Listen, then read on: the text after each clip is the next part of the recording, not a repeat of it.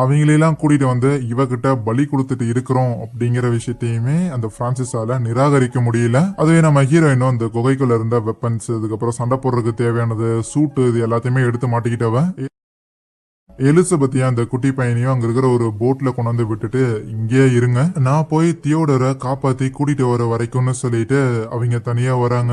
பிரான்சிஸோட ஆளுங்க எல்லாருமே தியோடரை பிடிச்சு வச்சிருந்திருக்காங்கல்ல, அவங்க தியோடரை இன்னுமே உயிரோட வச்சிருக்கிறதுக்கான காரணம் கண்டிப்பா இவனை தேடி ஹீரோயின் வருவான்னு தெரியும். அதனாலதான் சேஃபா அவனை ஹீரோயினோட வீட்லயே வச்சிருந்திருப்பாங்க.